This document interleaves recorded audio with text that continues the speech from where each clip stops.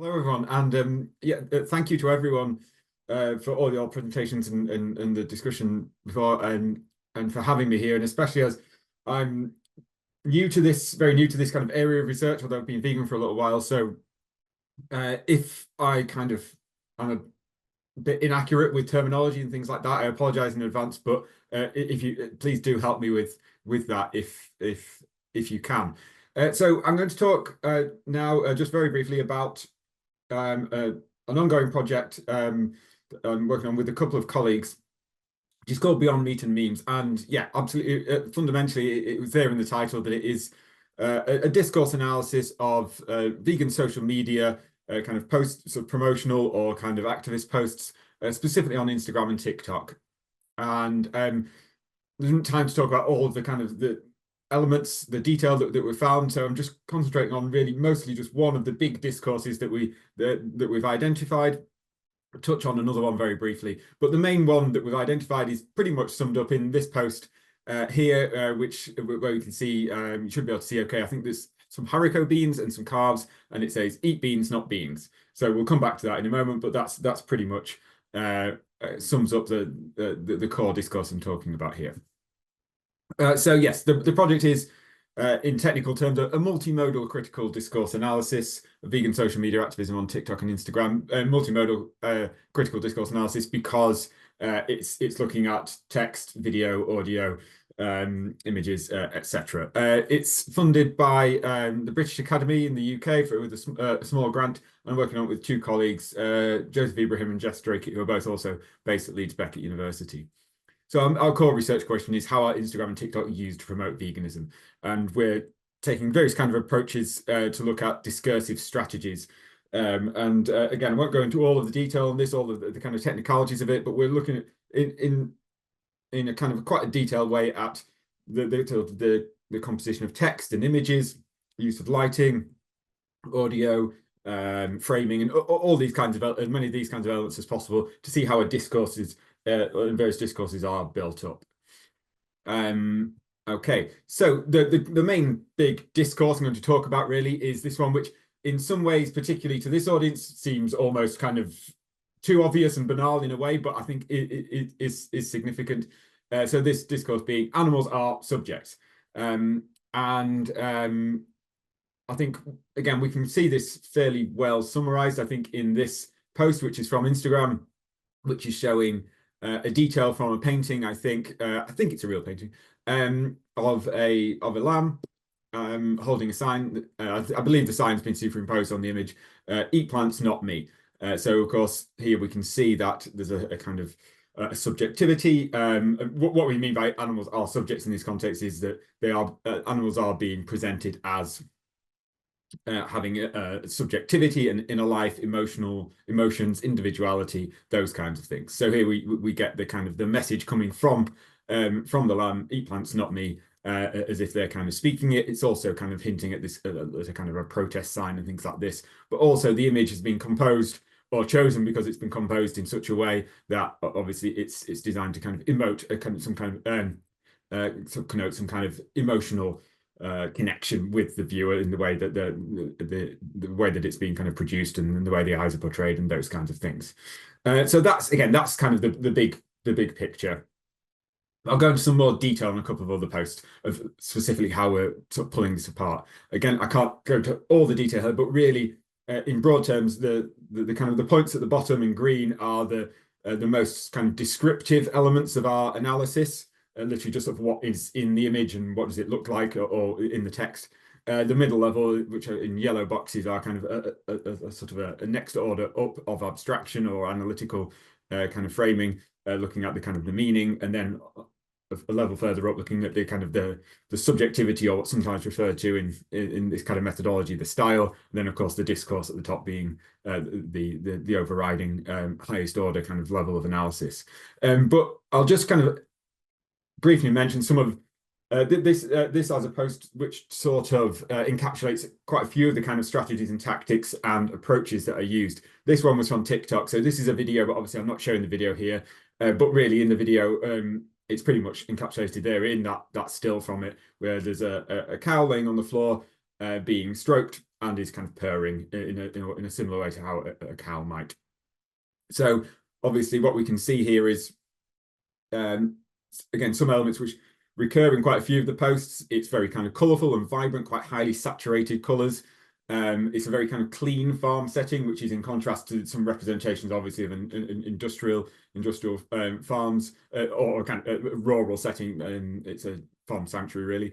But it also uses this shallow focus, which again is very prominent in a lot of these images, which I think is used partly to kind of universalize this and have a focus on the subjects of the image, the woman and the cow. And of course, the sort of the intentionality behind this is to break down speciesist boundaries in thinking, and those kinds of distinctions between farm animals and animal companions and those kinds of things. And then, of course, there's certain subjectivities offered to a certain kind of identity kind of positions, both of the woman, again presented in this. There's a lot of focus on women in the content that we found. This very friendly, caring, sort of casual representation, outdoorsy, and those kinds of things. And we'll come back to some of those in a moment. But of course, a subjectivity kind of offered for the cow as well. That is someone who experiences pleasure and connection with another person, with a person as well. Another post, this one again is the same kind of discourse. This one actually comes from Instagram, but is a reel, and I think actually it may have originated on TikTok anyway.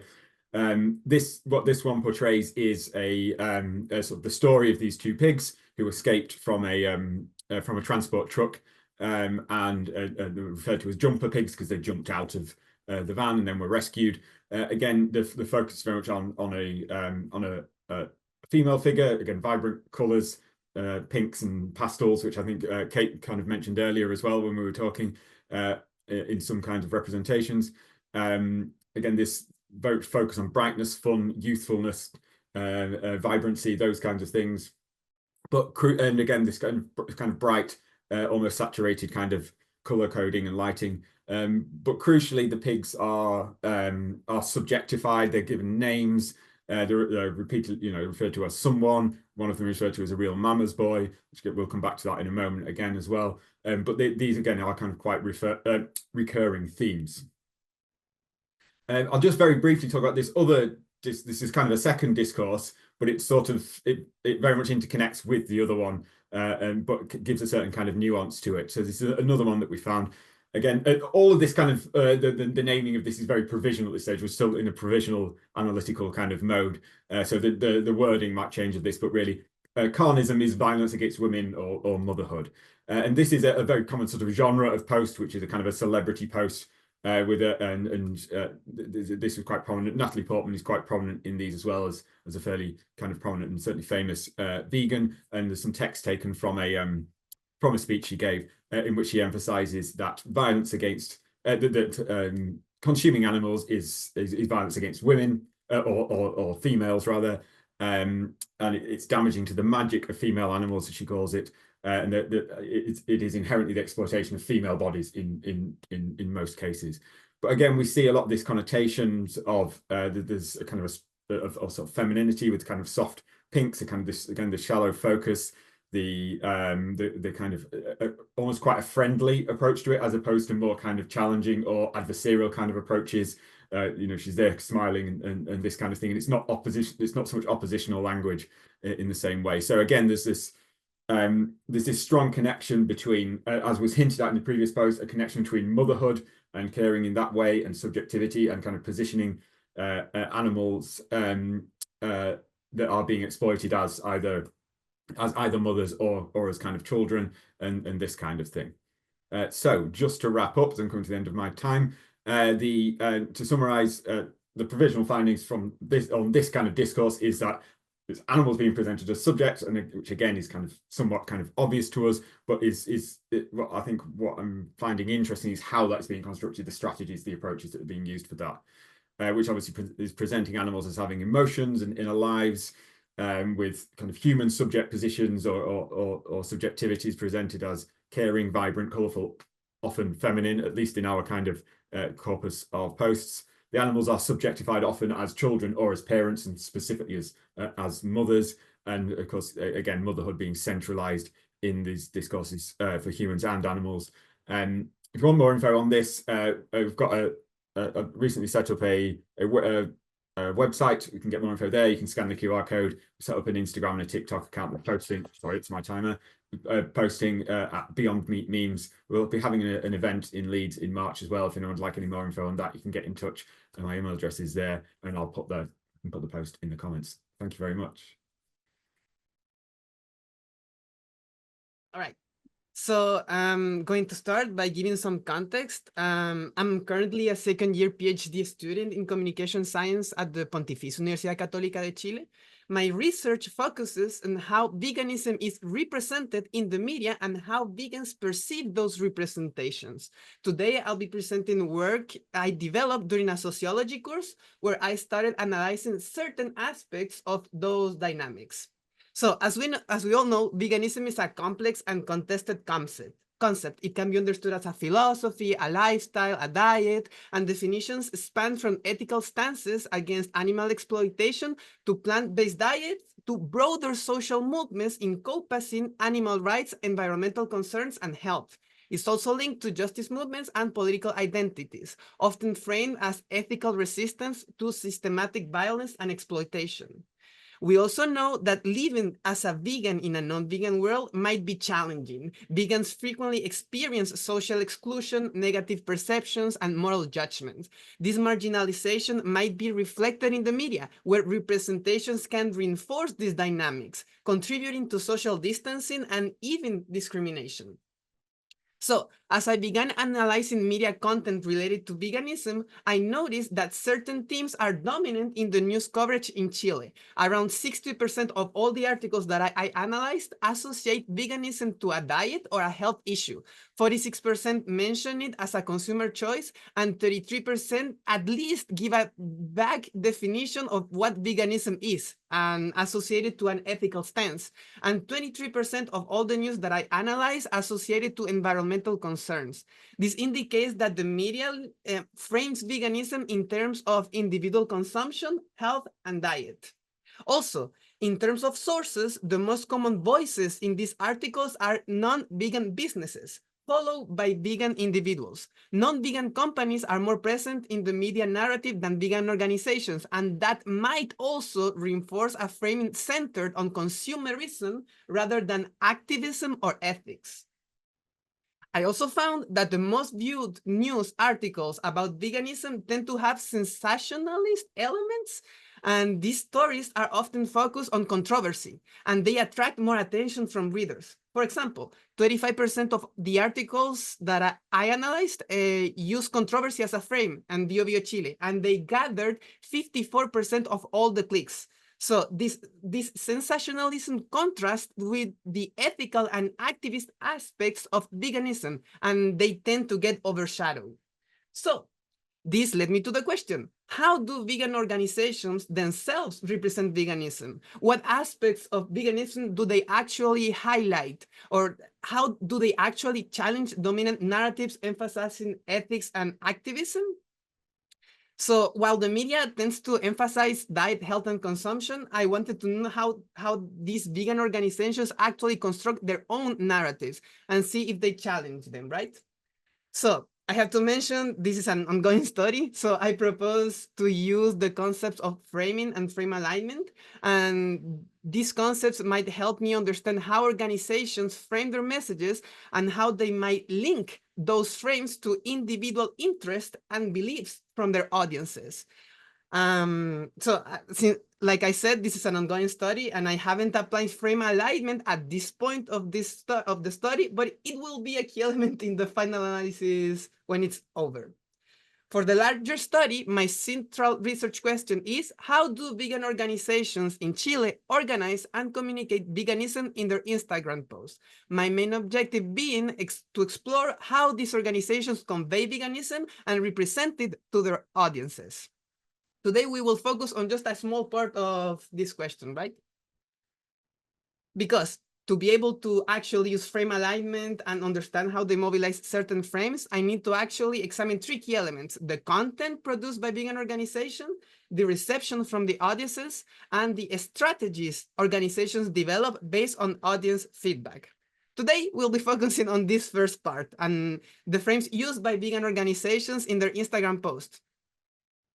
And as you can see in this slide, these are some examples of the types of posts I analyze. There's a huge diversity in the themes conveyed, ranging from fundraising and raffles to animal liberation, political projects, rescues, institutional change, and different forms of education. Those might be recipes, information about climate change, how to reduce our water footprints, etc.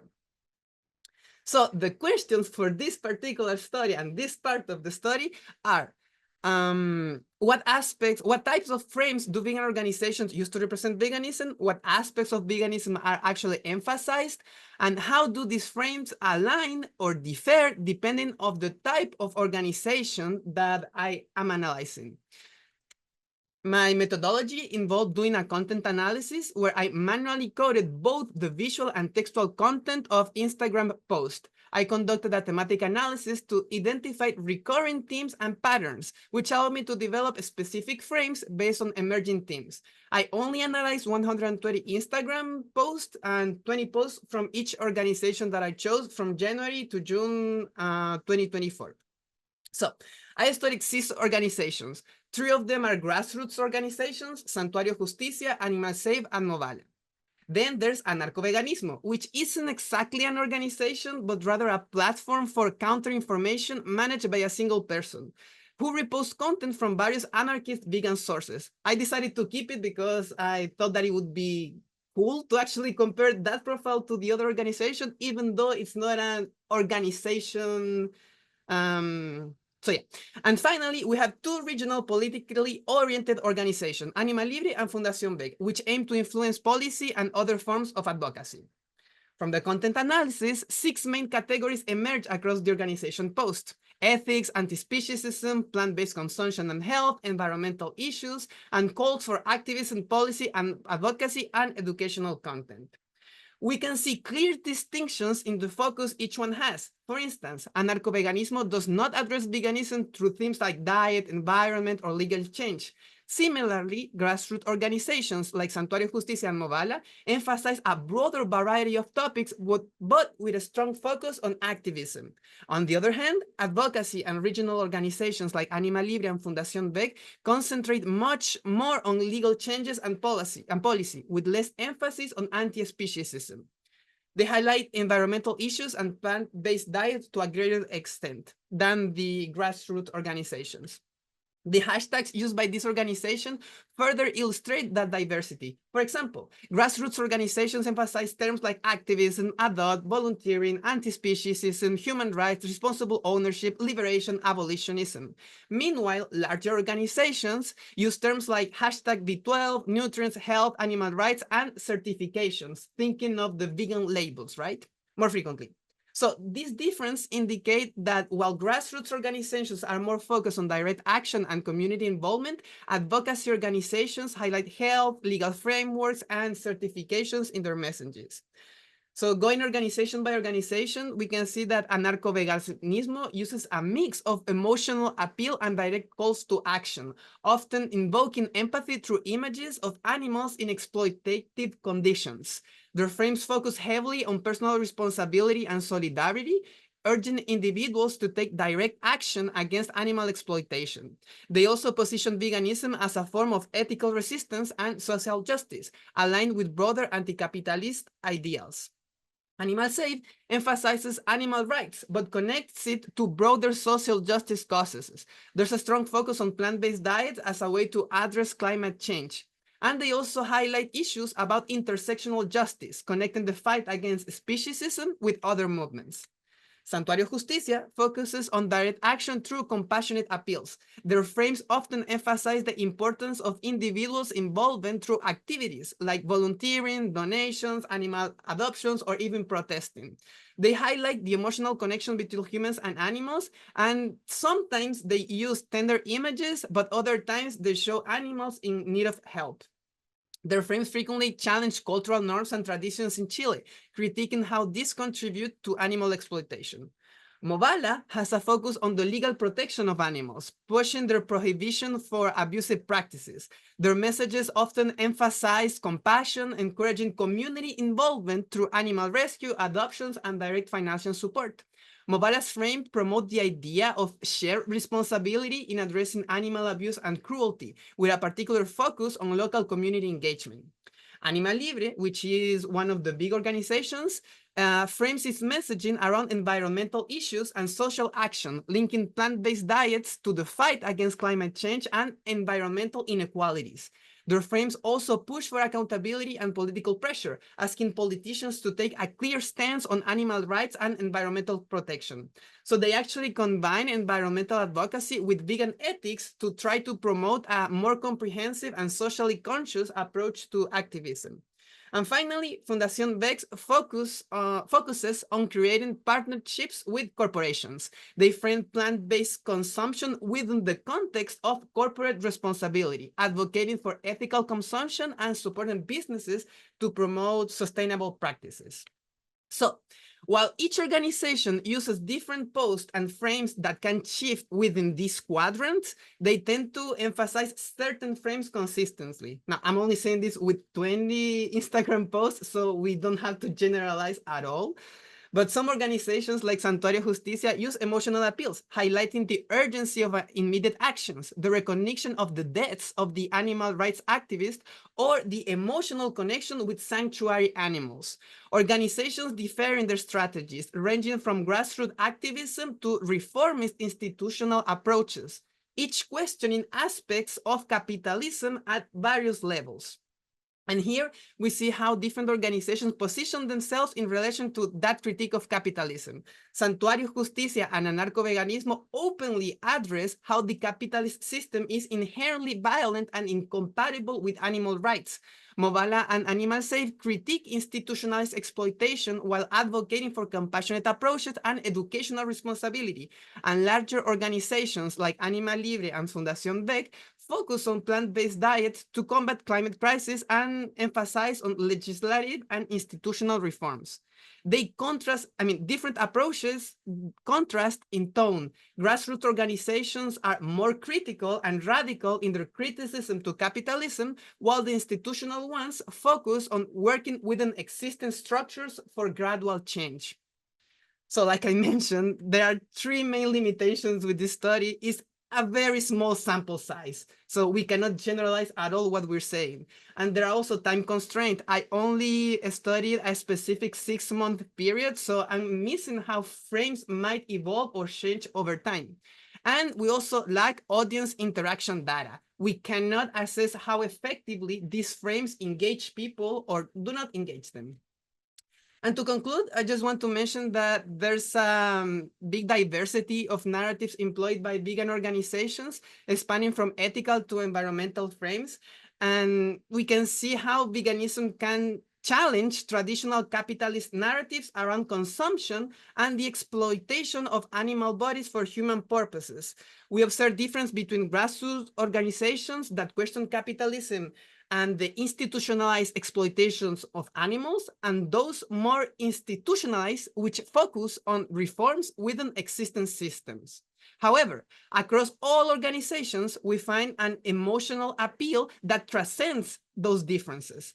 This includes ethical stances, voluntary work, fundraising efforts, contrasting with media narratives that only center on aspects of veganism that are associated with consumption. Grassroots organizations offer radical critiques of societal norms and question oppressive structures overall. They also emphasize solidarity and collective action as a means of real social change. And the emotional appeal through initiatives like raffles, food sales, and solidarity posts also highlight alternative solutions to the economic precarity that contributes to animal suffering and exploitation, and it offers grassroots responses to limited institutional efforts in Chile. That's bibliography. Thank you very much for your time.